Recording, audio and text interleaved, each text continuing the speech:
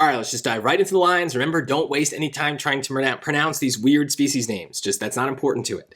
According to this ecologist, an indigenous method of harvesting this thing or sweetgrass by snapping the plant off at the root actually blank wild population. So I don't know if this is good or bad or yet. Let's see what we get from the next part. It may seem counterintuitive, she says, but this method of removal allows new sweetgrass plants to repopulate the space. So new, repopulate, with an overall increase in the number and vigor. So this is good. Okay, so let's kind of work it back, right? Snapping the plant off at the root actually, it would be something like helps, right? Helps wild populations. It's counterintuitive. You'd think, oh, if I'm breaking the plant, that's probably bad. But no, she's saying, okay, it's actually good.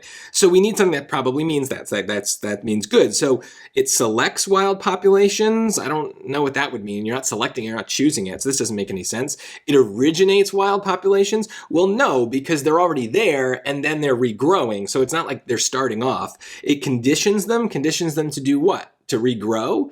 Maybe, but let's look. Choice D, replenishes. This is definitely a positive word, and it means to regrow, to rejuvenate, right? So this is perfect. Not only is it positive, but it's actually talking about this idea of like it being reborn, and that is exactly what they're talking about at the end here. There's new, repopulation, increasing in number and vigor. So it's a perfect fit, but notice we didn't need to kind of anticipate that was going to be the word. We just needed to know that it was some sort of positive idea. And I do think that a sentence like this is purposely trying to confuse you because they're talking about something being counterintuitive. And they're trying to kind of bury maybe whether they're talking about something in a positive way or a negative way. But it's the benefit of a dumb summary that when we think about just the connotation, we can make more sense of these confusing sentences and just kind of try to keep it straight. Is it positive? Is it negative? Maybe it's neutral, but at least it helps us kind of just figure it out in a very basic sense so that when the words involve more definitions, more specifics, we can kind of add that on later, but we need to understand the basics first.